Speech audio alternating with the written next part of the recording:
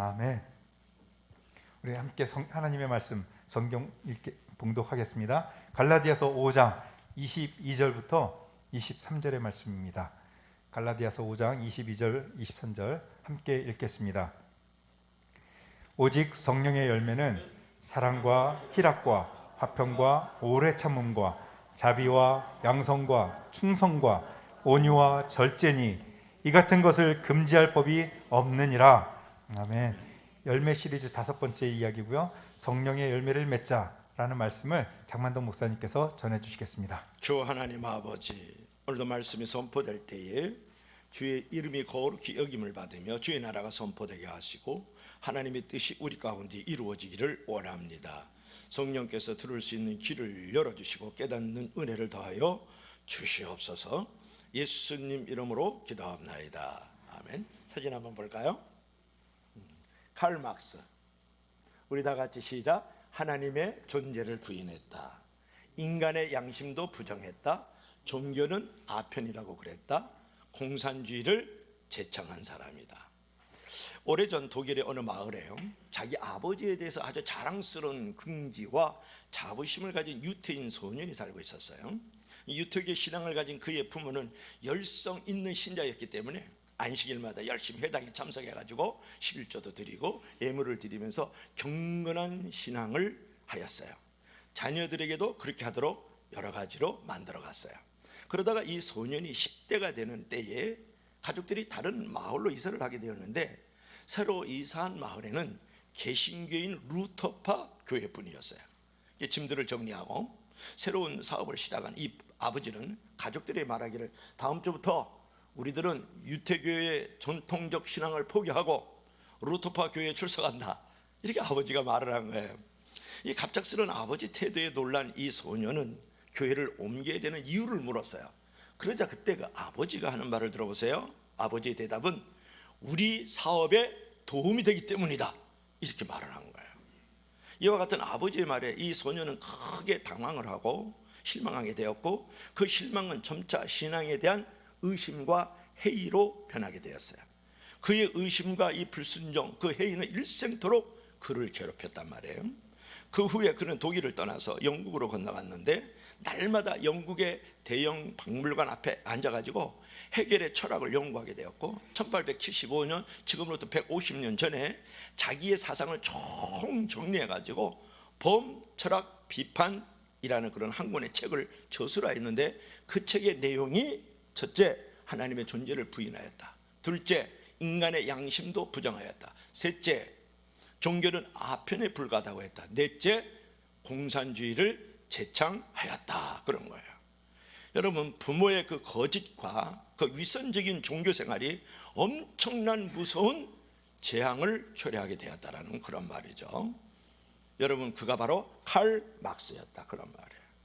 여러분, 무엇을 느낄 수 있습니까? 어떤 생각이 여러분에게 찾아 들어올까요? 여러분, 종교 조직 자체에는 구원이 없습니다. 유태교의 구원이 있을까요? 아니요. 루터파 교회의 구원이 있을까요? 아니요. 장로교의 구원이 있습니까? 아닙니다. 감리교의 구원이 있습니까? 아닙니다. 여러분, 종교 조직 자체는 구원이 없어요. 조직은 더 큰 일을 하기 위한 하나의 도구일 뿐. 또 종교라는 것은 더 큰 일을 하기 위한 하나의 방편일 뿐이지 그 자체에는 구원이 없습니다. 여러분, 예수님의 목적은 뭐냐면 종교를 만드는 데 있지 않고 사람을 살리는 데 있었다 그런 말이에요. 그러므로 여러분, 성령의 어떤 인격적 열매, 그리스도의 성품의 열매가 없이 종교 조직에 몸을 담는 것은 매우 잘못되고 커다란 실수를 만들어가는 것이다 그런 말이에요. 여러분, 이제 삶의 목표를 좀 더 가치 있는 것과 고상한 것에 두십시오. 어떻게 돈을 얻을까? 귀하죠. 어떻게 명예를 얻을까? 소중하죠. 어떻게 하면 명예 또는 권력, 힘을 얻을까에 대한 목표를 가지십시오. 그러나 어떻게 열매를 맺는 삶을 살까라는 생각도 할 줄 알아야 된다 그런 말이에요. 여러분, 성도가 맺어야 될 열매는 무엇이라고 생각합니까? 오늘 본문을 보면 성령의 9가지 인격적 열매를 오늘 사도 바울을 통해서 하나님께서 우리에게 말씀하고 계시는데 성령의 9가지 열매는 어떤 것일까요? 그림 한번 볼까요? 자, 다 같이 시작. 사랑, 희락, 화평, 오래 참음, 자비, 양성, 충성, 온유, 절제. 이 같은 것을 금지할 법이 없느니라 그랬어요. 금지할 법이 없다라는 말씀은 뭐냐면 이것이 최고의 법이라는 거예요. 이 구절을 보면 성령의 9가지 열매가 이렇게 나오는 것을 우리가 볼 수 있는데, 첫째로는 성령의 9가지 열매 가운데 첫 번째가 사랑, 거기 러브라고 이렇게 해놨죠. 사랑입니다. 그리스도의 성품 가운데 먼저 우리가 열매를 맺어야 될 것은 사랑이라는 거예요. 사랑. 첫 번째 성령의 열매는 사랑이다. 우리 다 같이 시작. 사랑은 세상에서 가장 위대한 힘이다. 이것은 뭘 말하냐면 첫 번째 열매가 사랑이라는 것은 사랑이 가장 중요한 열매라는 거예요. 사랑은요, 세상에서 가장 위대한 힘입니다. 아니요, 돈이요. 아니요, 권력이요. 아니요, 힘입니다. 이렇게 생각하는 사람이 있겠죠. 그러나 사랑은 세상에서 가장 위대한 힘인 거예요. 여러분, 사랑의 힘은 폭력의 힘보다 강한 거예요. 폭력은 외적인 부분을 강요하고 만들어갈 수 있지만 사랑은 내적인 부분을 움직일 수 있는 거기 때문에 오히려 폭력보다 사랑의 힘은 더 위대한 거예요. 어느 날 미국 볼티모어에 있는 한 대학생들이 그 지역 할렘가에서, 할렘가라는 것은 뭘 말하냐면 가난한 노동자들만 바글바글 사는 도시예요. 그리고 범죄가 끊임없이 일어나는 것을 갖다가 할렘가라 그럽니다. 할렘가에서 한 달 동안 200명의 학생을 선택해서 철저히 조사한 후에 결론을 내렸어요. 이들에겐 절대 미래가 없다. 이들에겐 절대 성공의 기회가 없다.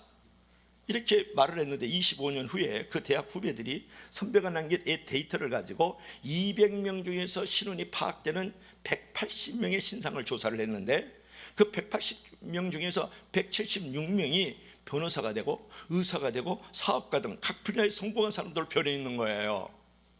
귀족이 되었다고요. 너무 놀라서 자세한 이유를 조사하다가 한 가지 답을 얻었는데 그 답은 바로 어느 날 그곳에 한 여자 선교사 때문이라는 거예요. 그녀는 이 할렘가 학생들에게 주님의 사랑을 전하고 내일의 소망을 전했어요. 그리고 찬송을 가르치고 말씀이 선포되고 예배를 가르쳐 주었어요. 그 뒤에 아이들에게 소망이 생겼죠. 나쁜 행실을 고치고 공부를 했다, 그런 부분이죠. 결국 그 사랑으로 그들의 각 분야의 성공적 인재가 되고 귀재가 되었다. 결국은 사랑의 힘이라는 것은 외적인 부분만 아니라 내적인 부분까지 움직일 수 있는 이 세상에서 가장 위대한 힘이라는 거예요. 사랑 안에는 절망이 희망으로 변하고 불행이 행복으로 만들어가고 이 세상을 궁극적으로 정말 참되게 변화시키는 것은 사랑의 힘인 줄로 믿을 수 있기를 바랍니다. 자, 두 번째로 성령의 인격적 열매는 어떤 것일까요? 다 같이 시작. 희락의 열매. 다 같이 시작. 고생을 기쁨으로 하면 희생과 축복의 씨앗이 된다. 고생을 기쁨으로 하면 희생과 축복의 씨앗이 됩니다. 고생을 원망으로 하면 고생이 되고 저주의 씨앗이 된다. 그렇게도 우리가 읽을 수 있겠죠. 여러분, 희락이라는 것은 뭘 말하냐면 기쁨을 말하는 거예요. 조이. 우리 선교사님 별명이 조이잖아요. 조이. 그러니까 기독교라는 것은 경건한 슬픔보다는 기쁨이 더 높은 자리를 차지하고 있어요. 왜 성도들에게 슬픔이 있을까? 여러분, 생각해 본 적이 있어요? 슬픔이 역할이 있어요.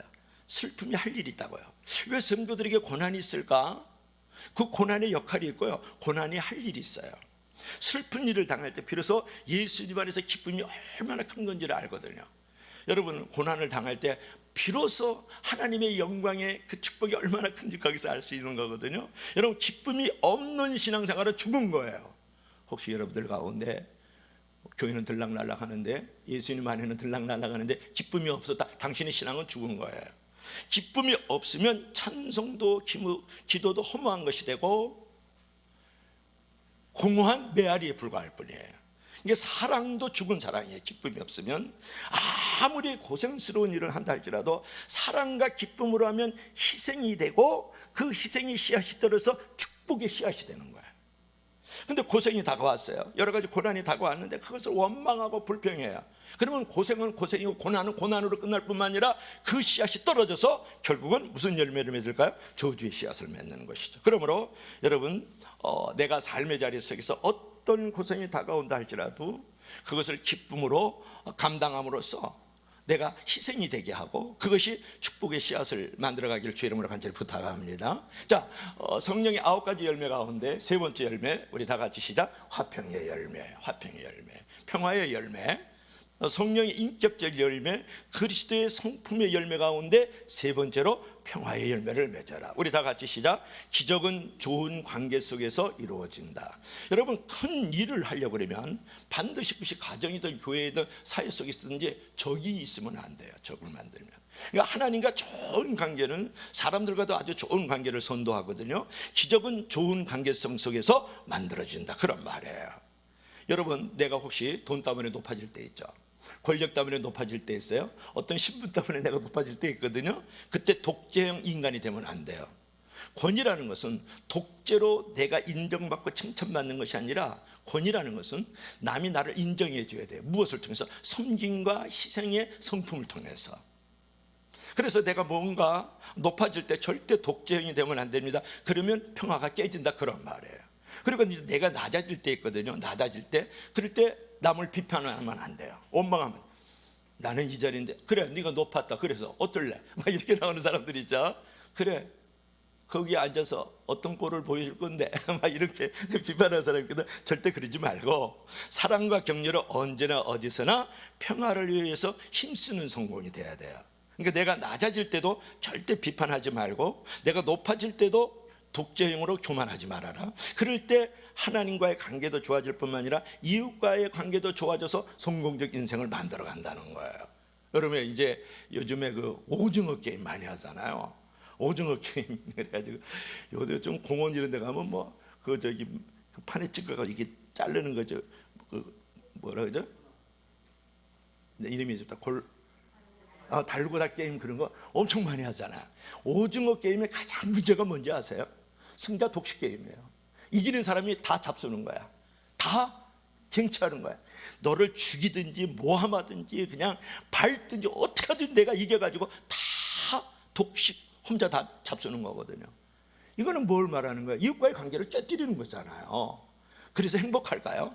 내가 다른 사람 짓밟고, 다른 사람 갑질하고, 다른 사람 루저라고 왕따 돌리고, 사람을 죽여가면서 모함해가지고, 또 여러 가지로 사람들을 이렇게 흠집을 내가지고 내가 1등이 됐다, 내가 모든 것을 소유했다, 그러면 행복하냐고 물어보잖아요. 그런 사람이 가장 불행하고 성공 같은 실패를 하고 있는 거예요, 그 사람. 그러므로 여러분, 성공하는 사람들을 보면은 칭찬하기 좋아해요. 그래서 성공자를 만들어가는 거예요. 왜냐하면 좋은 관계를 만들고 있기 때문에. 성공하는 사람을 여러분 절대로 비판하면, 좋아하는 그 사람을 비판하면 실패자가 되는 거예요. 그래서 성공하는 사람들을 칭찬하고, 또 성공하는 사람들을 비판하지 않을 때 나는 하나님과 사람과의 좋은 관계를 통해서 내가 성공적인 삶을 만들어갈 수 있다, 이제 그런 것이죠. 자, 네 번째로 성령의 9가지 열매 가운데 다들 시작. 오래 참음의 인격적 열매를 맺어라. 그러니까 오래 참음, 즉 인내라는 인격적 열매를 맺길 원하신다, 하나님께서. 다 같이 시작. 하나님을 믿어주고 사람을 믿어주면 반전의 때가 온다, 이제 그런 부분이죠. 여러분, 성공적인 삶을 위해서 무엇보다도 가장 필요한 것이 있는데 오래 참는 거예요. 오래 참으려고 그러면 특별히 두 가지를 잘해야 되는데, 첫째는 하나님을 믿어줘야 돼요. 하나님을 믿어야 돼요. 두 번째로는 사람을 믿어주어야 돼요. 믿어주라. 하나님을 끝까지 믿고 여러분 기다리십시오. 사람을 참고 믿어주면 극적인 반전의 때가 우리에게 오는 거예요. 여러분, 믿음은 하나님 앞에서 입을 다물고 잠잠히 참고 기다리는 거예요. 그래서 시편 37편 7절에 이렇게 말씀을 했어요. 다 같이 시작. 여호와 앞에 잠잠하고 참고 기다리라. 자기 길이 형통하며 악한 꾀를 이루는 자 때문에 불평하지 말지어다. 시편 기자가 오늘 뭐라 그랬어요? 하나님 앞에 잠잠히 참고 기다리라는 거야. 고생이 다가오고 고난이 있고 고통이 때가 있다 할지라도 잠잠히 참고 기다리면서 옆에서 하나님을 거역하고 하나님을 떠나 있고 하나님하고 전혀 관계없는데 막 자기 꾀로 말미암아서 형통하고 잘 나가는 사람에서 절대 부러워하지 말라. 부러워하면 지는 거다, 그런 거예요. 마지막 결론이 중요한 거예요. 마지막에 웃는 자가 진짜 승자거든요.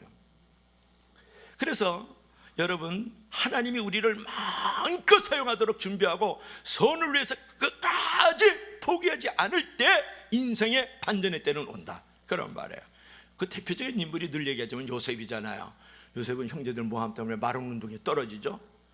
보디발 장군의 집에서 모승을 하고 있는데 안주인하고 동침했다고 억울하게 누명 씌우죠. 그것 때문에 또 감옥에 들어가서 3년 이상을 있네. 그러면서 거기서 멸시당하고 천대당하고 그러고 있잖아요. 그런데 그때에 잠잠히 하나님 앞에서 참고 기다리면서 하나님이 마음껏 사용하도록 준비하고 선을 위하여 포기하지 않았더니 하나님께서 그때 약 10년이 넘는 억울한 기간 속에서 누명을 쓰고 있는 상황 속에서 하나님은 왕과 버금가는 국무총리 자리를 만들고 계셨다라는 거예요. 믿을 수 있기를 바랍니다. 여러분, 성경에서 성공한 사람들을 보면 예외 없이 기다림의 순간들이 많이 있었다는 거예요. 실패하는 가장 큰 이유는 너무 빨리 포기하기 때문에. 성도에게 가장 큰 실패는 중간에 포기하는 거거든요. 기도해도 열매 없는 이유가 뭐예요? 기도하다가 포기하기 때문에. 전도해도 열매가 없는 이유는 뭐예요? 전도하다 포기하기 때문에. 봉사해서 축복의 열매가 없는 이유가 뭐예요? 봉사하다가 하나님이 세워준 거 그냥 포기해버리기 때문에 그런 건 아니에요. 그래서 우리가 생각해야 될 것은 뭐냐면 주님의 목적은 우리를 죽도록 고생시키는 게 아니에요.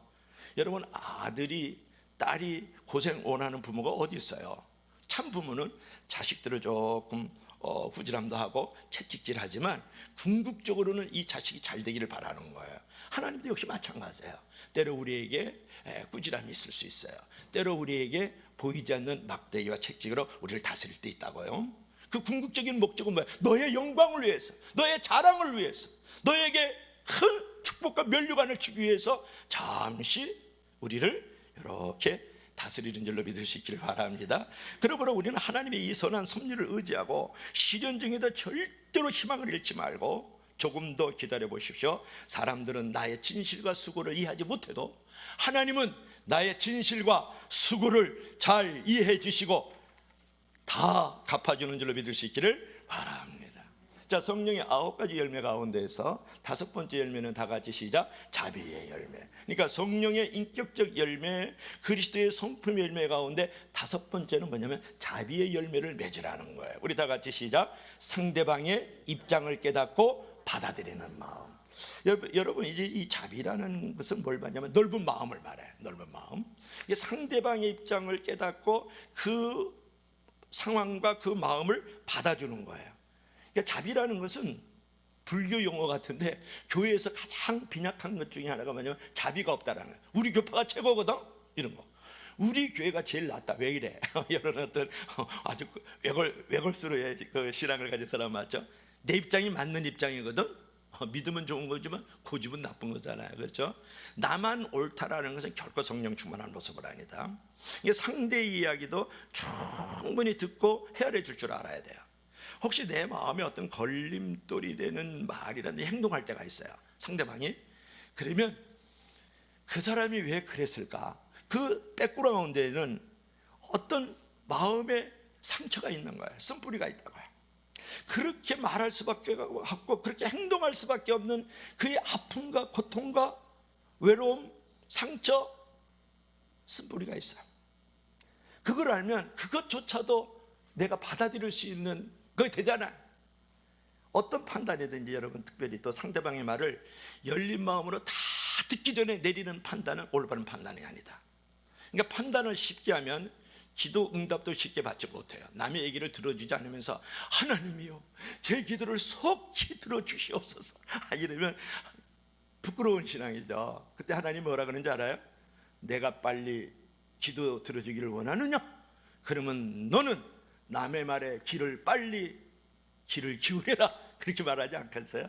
그러니까 성령님을 찾을 때 성령님이 한 번도 우리를 박대하지 않고 우리를 받아주셨다는 것처럼 우리들도 누구든지 박대하지 말고 받아줄 줄 알아야 되고, 우리가 그리스도에게 나아갈 때 그리스도께서 우리를 어떤 상황에도 대접과 섬김을 아낌없이 해주었던 것처럼 그 사람의 처지와 그 사람의 마음과 그 환경들을 충분히 이해를 하고 그거를 내가 섬겨지고 대접할 줄 아는 마음, 그게 자비의 마음이다. 그런 열매를 맺을 수 있기를 바랍니다. 자, 성령의 6번째 열매, 우리 다 같이 시작. 양선의 열매.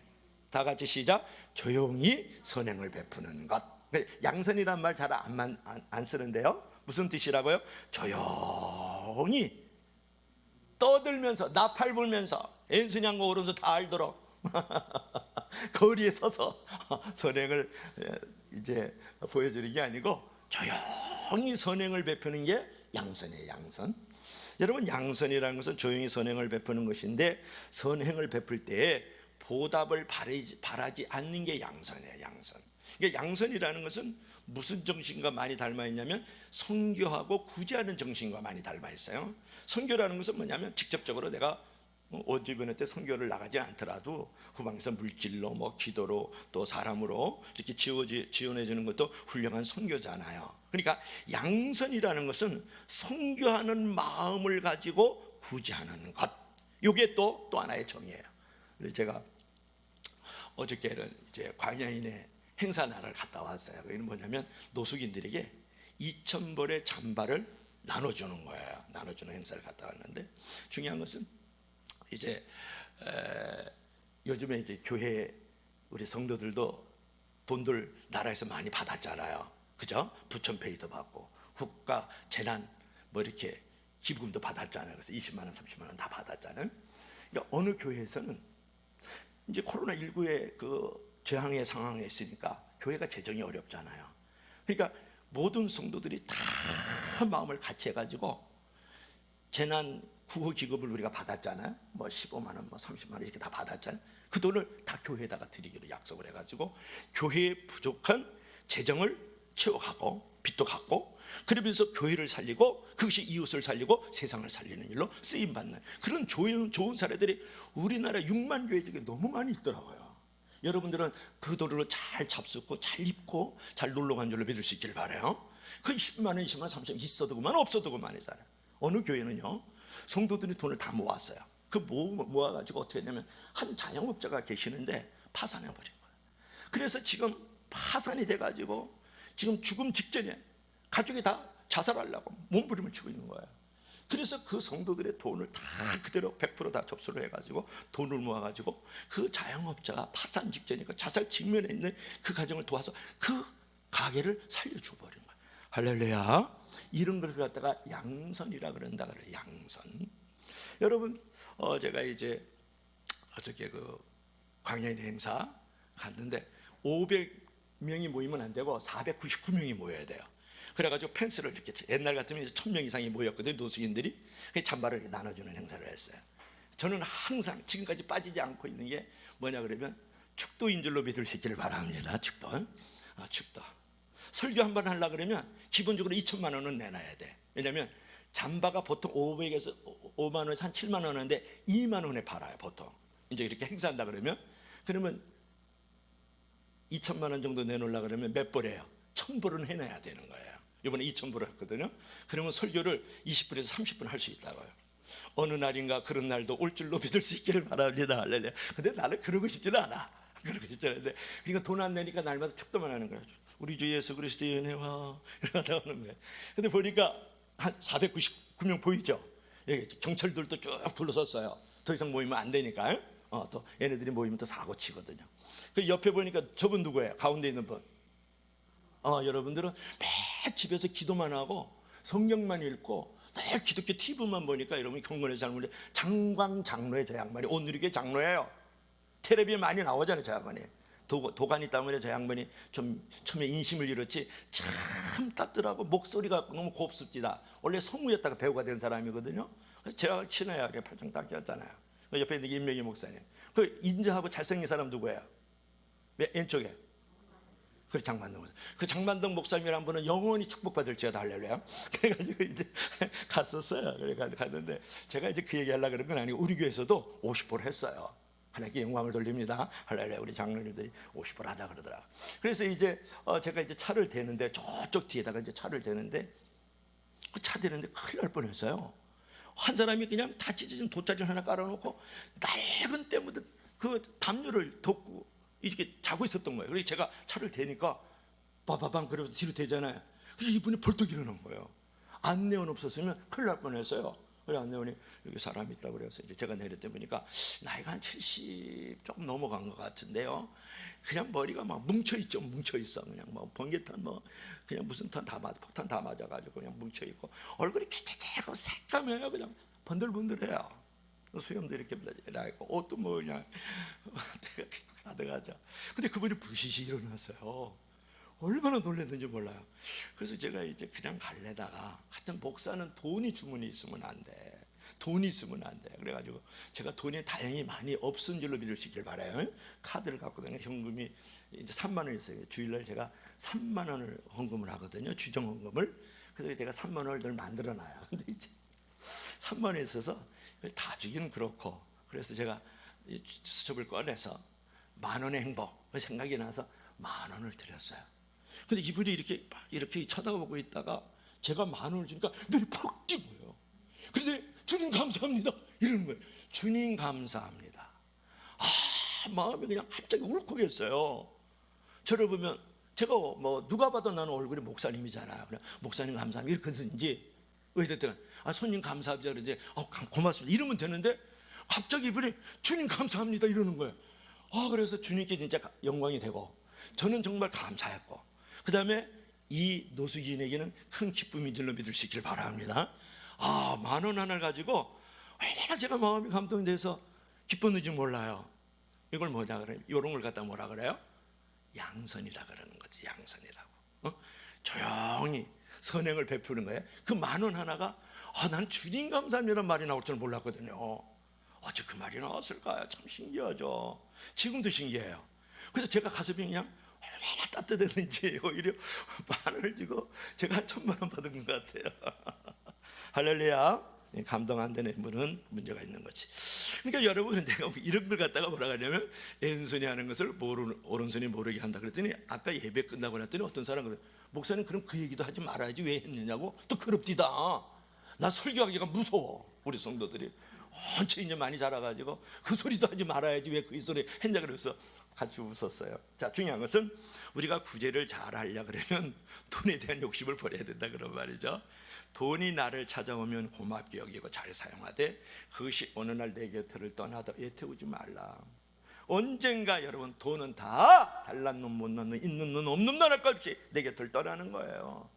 가장 좋은 것은 그렇게 떠나가기 전에 선교와 구제 등 교회 영광과 성도를 위해서 좋은 것으로 잘 시집 보내는 양선의 마음을 갖길 주님으로 간절히 축복합니다. 이것이 성령의 열매죠. 자, 7번째 성령의 열매 다 같이 시작. 충성의 열매. 그러니까 성령의 인격적 열매 가운데 7번째가 뭐냐면 충성의 열매. 우리 다 같이 시작. 한 대상만을 위하여 열과 성을 다하는 것.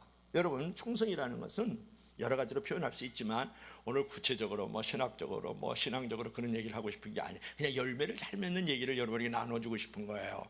한 대상을 위해서 열과 성을 다하는 거예요. 여러분 가끔 어려울 때가 있잖아요. 그때는 더욱더 충성할 때다. 뭐라고요? 내가 잘 나갈 때가 있죠. 그럴 때는 충성 안 해도 돼요. 교회가 잘 나갈 때는 그렇게 충성이 귀하지 않아요. 어려울 때, 괴로울 때, 불편할 때 정말 충성이 필요한 거거든요. 여러분 초대교회 때 성령의 역사로 말미암아서 순식간에 거대한 예루살렘 교회가 생겼는데 그 예루살렘 교회는 큰 핍박을 당했어요. 그때 신자들은 다 흩어졌지만 사도들은 교회를 지켰다. 그처럼 어려울 때도 끝까지 자리를 지키는 사람이 충성된 사람이에요. 여러분 코로나19 이 팬데믹으로 말미암아서 성도들이 1년 10개월 동안 교회를 못 나왔지만 끊임없이 교회를 위해서 기도해 주면서 관심을 가졌던 그 기도의 자리들, 그리고 끊임없이 11조를 보내오고 선교 후원금을 보내왔던 그 헌신의 자리, 헌금의 자리를 가졌던 성도들을 정말 축복하고 그들에게 하나님의 영광이 드러나기를 원해요. 그리고 코로나19의 팬데믹 상황 속에서 정말 위기가 있잖아요. 불안이 있잖아요. 사람을 만나는 것조차도 매우 두렵고 경계스러운데 매 새벽마다 주일마다 기도의 자리, 예배의 자리, 찬송의 자리, 헌신의 자리, 봉사의 자리를 지키고 있는 이 성도들을 주님의 이름으로 축복합니다. 그런 사람이 바로 자리를 잘 지켰던 충성맨이다. 그렇게 우리가 말할 수 있죠. 여러분 한국 초기에 성령의 역사로 북한에 큰 부흥이 있었는데 당시 평양은 한국의 에루살렘이라는 별명까지 붙었어요. 그런데 6.25 전쟁 당시에 북에서 핍박이 생기니까 먼저 남쪽으로 도망갔던 사람들은 주로 교회의 지도자들이었다, 목사였다, 그런 말이에요. 한마디로 얘기하면 결국 북한 교회는 순식간에 폐허가 되잖아요. 여러분, 고난이라든지 환난이라든지 시련이 닥쳐도 끝까지 하나님의 뜻, 하나님의 사명, 하나님의 자리를 지킬 줄 아는 충성이 있기를 주의 이름으로 간절히 축원합니다. 이거 사람 앞에 사는 거 아니에요. 하나님 앞에 사는 거죠. 때로 지도자가 하나님의 뜻과 명백히 다른 잘못된 길로 갈 때가 있죠. 그때 가만히 있는 것이 충성일까요? 아니에요. 더욱더 중요한 것은 하나님의 뜻이 이루어지길 원하는 마음을 가지고 그 지도자를 위해서 깊이 회개를 하고 그 다음에 멸시감이 들지 않도록 지혜롭고 겸손하게 바른 길을 제시할 줄 아는 것, 그것도 또 하나의 충성의 한 방편이다. 그래도 충성하는 마음은 변하지 말아라, 그런 것이죠. 자, 8번째로 우리 다 같이 어떤 성령의 열매, 시작. 온유의 열매. 그러니까 성령의 인격적 열매 가운데 8번째는 온유하라는 거. 온유. 우리 교인 가운데 우리 이제 그 집사님 아들이 온유예요. 온유가 있어요. 오늘 안 왔는데 다음 주로 오겠죠. 우리 다 같이 시작. 온유한 사람은 큰 강물과 같다. 여러분, 많은 사람들이 가장 잘못 인식하는 것 가운데 하나가 온유예요. 온유. 사람들은 보통 힘이 없고 화를 낼 줄 모르는 사람, 그냥 착한 사람을 온유한 사람이라 그러거든요. 아니에요. 성경에서 말하는 온유라는 건 특별한 뜻이 있는데, 하나님과 하나님의 뜻을 위해서는 무섭게 싸울 수 있지만 나의 자랑이라든지 나를 위해서는 절대 싸우지 않는 사람이 성경에서 말하는 온유다. 온유. 그러니까 말씀으로 길들여져 있고, 성령으로 길들여져 있고, 은혜로 길들여져 있고, 믿음으로 길들여져 있어서 하나님의 뜻을 거역하고 불순종하는 이 세상과 이 마귀적인 모든 상황에 대해서는 정말로 싸움하지만 나를 위해서, 나의 어떤 이기, 나의 어떤 자랑을 위해서는 다투지 않는 사람, 그런 사람을 온유하다, 길들여진 사람이다, 그런 말이에요. 그러니까 온유한 사람은 광물과도 같아요. 근데 온유하지 않은 사람은 시냇가물과 같아요. 쩔쩔쩔쩔쩔쩔쩔. 그 사람 가는데 다 소리 나. 강물이 소리가 나요? 아니에요. 쓰레기물이 다가오고 흙탕물이 다가오고 구정물이 다가와도 유유히 흐르면서 소리내지 않는 게 강물이고 바닷물이잖아요. 그렇죠? 바다는 왜 바다가 됐을까요? 쓰레기물이 들어오고 구정물이 들어오고 여러 가지 흙탕물이 들어와도 다 받아주는 거예요. 다 받아줘가지고 깨끗한 물로 정화시켰기 때문에 받아줘서 바다라 그런 거예요. 정말인데 믿을 수 있기를 바랍니다. 할렐루야. 여러분들은 진리를 얘기해도 있다고 해서 안 믿는 경우가 있더라. 다 받아줘서 바다라 그랬다니까. 믿으시면 다 같이 아멘 해보세요. 아멘. 할렐루야. 온유한 사람은 불평과 탄식과 원망을 잘 받아들여서 좋은 것으로 소화시키고, 자신의 체면은 생각하지 않고 남의 체면, 성도의 체면, 교회의 체면, 이웃의 체면을 생각해 주는 사람이 정말 온유한 사람인 줄 믿을 수 있기를 바랍니다. 근데 성경이 말하는 가장 확실한 축복의 원리가 하나 있어요. 뭔지 아세요? 온유예요. 온유. 아파트 쫓아다니지 말고, 땅 투기 하는데 쫓아다니지 말고, 온유하면 아파트도 오고 땅도 오고 돈도 오고 재물도 오는 줄로 믿을 수 있기를 바랍니다. 할렐루야. 그건 안 하고 그냥 아파트만 그냥 땅 투기 하는 데만 그냥 쫓아다니면서 어떻게 하면 이력서가 아니지, 그 뭐라 그래, 그거 집어넣는다고 아주 그냥 하려고. 그 뭐라 그래? 교회만 오면 그런 거 잘 모르는 척 하더라. 여러분들은 뭐라 그래? 그 아파트 원서 넣는 거 있잖아요. 그래, 알았어. 그런데 보세요. 마태복음 5장 5절 한번 읽어봐요. 우리 다 같이 시작. 온유한 자는 복이 있나니 저희가 땅을 기업으로. 뭐라고요? 온유하면 말씀으로 성령으로 은혜로 길들여져 있으면 하나님께서 땅을 기업으로 준다 그랬잖아요. 아파트도 준다는 건 아니에요. 돈도 준다는 건. 그 다음에 또 시편 한번 읽어봐요. 자, 시편 37편 11절 다 같이 시작. 그러나 온유한 자들은 땅을 차지하며 풍성한 화평으로 즐거워하리로다. 여러분, 내가 땅도 있어, 아파트도 복식층으로 살아. 그런데 평화가 없어, 즐거움이 없어, 기쁨이 없어. 이것처럼 재앙이 어디 있냐고요. 가지고 있는데 누리지 못하는 건 정말 재앙이에요. 그래서 저와 여러분들께서 우리가 생각해야 될 것은 뭐냐 그러면, 우리가 온유하면 하나님께서 필요한 일용할 양식을 다 주신다는 거예요. 담도 주고 옷도 주고 아파트도 주고 돈도 주고 재물도 주고. 그럴 때 끄떡끄떡 하시는 성도들은 영원한 축복이 있을지어다. 그러면서 동시에 무엇을 준다? 평안도 주고 즐거움도 준다는 거예요. 여러분들 온유하지 않았어요. 그래서 투기했어요. 땅도 얻었어요. 아파트도 갖게 됐어요. 날마다 쌈박질만 해. 날마다 눈물 짓고 한숨 짓고만 있어. 그럼 얼마나 괴로워요. 온유함으로 평화가 있고 즐거움이 있고, 그러면서도 필요한 모든 일용할 양식들을 제공받는 저와 여러분들이 되길 주의 이름으로 간절히 축복합니다. 그래서 기쁨과 즐거움과 평안, 그리고 물질적인 축복을 진정으로 얻고 싶습니까? 온유한 마음을 먼저 가져라, 그런 말이에요. 8번째, 성령의 인격적 열매, 그리스도의 성품의 열매, 뭐라고요? 온유.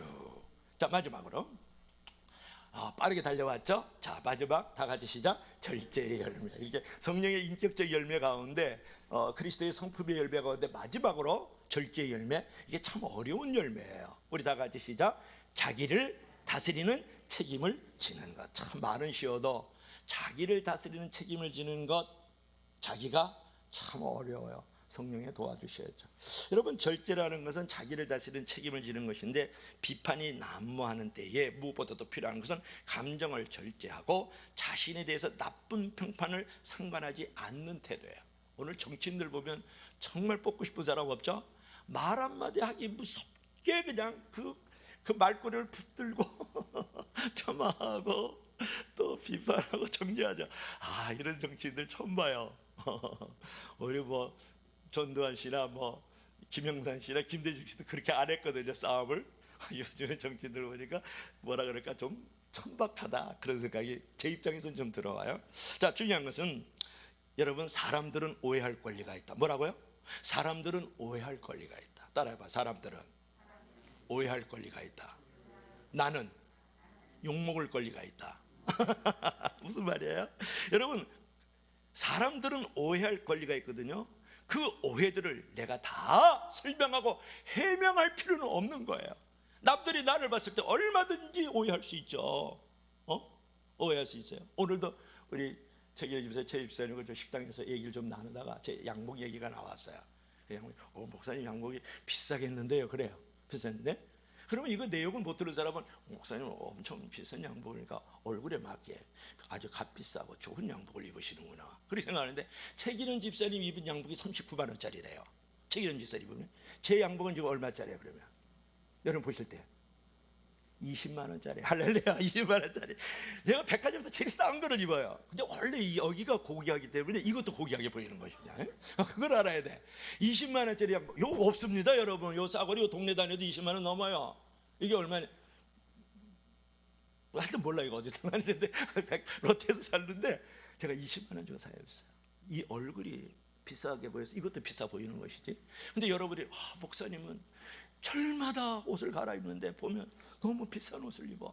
오해할 권리 갖고 있는 거죠. 오해받을 권리를 갖고 있다고요. 욕먹을 권리 갖고 있는 거예요. 그거 다 설명하고 다 해명하고 어떻게 살아요, 여러분? 그거 절제해야 돼요. 내가 절제를 해야 돼. 그거 설명하고 해명할 일이 뭐가 있어요, 그게? 하나님은 지금 내가 가는 길을 알고 계세요. 그 믿음을 가지고 선한 일을 밀고 나가십시오.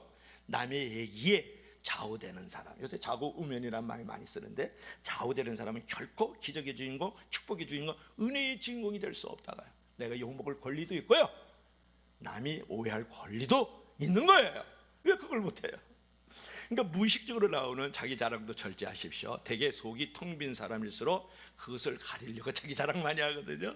자기 자랑을 절제하고 대신에 자기 부족함을 보고 탄식하는 사람이 자기를 향상시키고 발전시키고 축복을 얻게 되는 줄로 믿을 수 있기를 바랍니다.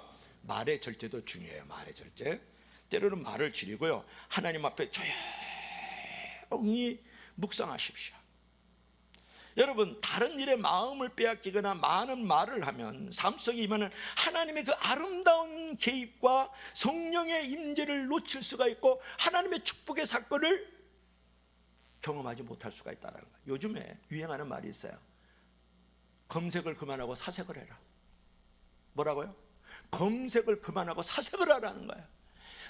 검색을 하면요, 저 알래스카에 있는 사람들의 그 인포메이션을 다 가져요. 공유를 해요. 그러자 필리핀 에탄 섬에 있는 그 사람들의 그 지식이라든지 그들이 가지고 있는 어떤 지혜도 다 공유를 해요. 중요한 것은 그렇게 검색만 쫓아다니잖아요. 거기에 엄청난 영혼의 소음과 공의가 있다는 거 아니에요. 잠잘 때까지 핸드폰 들고 신주단지 모시듯이 옆에다 놔두고 잠들 때까지 열어보고 유튜브 뒤지고 뉴스 뒤지고 정치 뒤지고 게임하다가 주무시잖아요. 여러분, 그게 검색하는 인간이다. 검색하지 말고 사색을 해라. 그런 거예요. 여러분 정말 하나님의 말씀을 묵상하고 하나님의 말씀을 가지고 큐티하고 하나님의 말씀을 가지고 깊이 사색하지 않으면 여러분은 사색하지 않으면 사색하는 인간이 된다. 무슨 말이에요? 내가 하나님 앞에 사색하지 않으면 당신의 얼굴의 색깔이 죽음의 색깔로 변화된다는 거예요. 화장실 앞에 섰을 때 빨리 나오지 않으면 내가 그냥 사색이 되잖아. 얼굴이 그렇게 된다 그런 말이에요. 그래서 때로는 핸드폰 그냥 하루 그냥 집에다 던져놓고 그냥 가세요. 여러분을 그렇게 중요하게 생각하지 않아요. 이 세상은 하나님만이 여러분을 중요하게 생각한다고요. 그 전화 받아도 되고 안 받아도 되고 그 문자 받아도 되고 안 받아도 되고 그 뉴스 그 정보 있으나 없으나 똑같아요. 경원 집사님 핸드폰 던져버려. 하루 정도는, 이틀에 하루 정도는. 그리고 말씀으로 살아요. 사색하면서 묵상하면서 하나님과 동행하세요. 하나님만이 영원히 사랑하자. 하나님만이 여러분을 영혼을 인정해 주는 거예요. 하나님만이 여러분을 찾는 거예요. 세상이 찾는 쫓아다녀봐야 세상적이고 마귀적이고 정욕적이고 나를 넘어뜨리고 죽이려고 하고 나를 빼앗는 것이지, 탈취하는 나를 빼앗는 도적이에요. 믿을 수 있기를 바랍니다. 좀 옆으로 갔습니다. 여러분, 중요한 것은 뭐예요? 내가 너무 속도를 내지 말고 방향을 좀 가지라는 거고, 방향도 쳐다보는 것도 간다. 그냥 조금 서 있으세요. 그래야 하나님도 보이고 사람도 보이고 나도 보여요. 수주로 가다 보면 있어요. 사람이 보이면 멈추시오. 멈출 때 사람이 보입니다. 그거 있더라고요.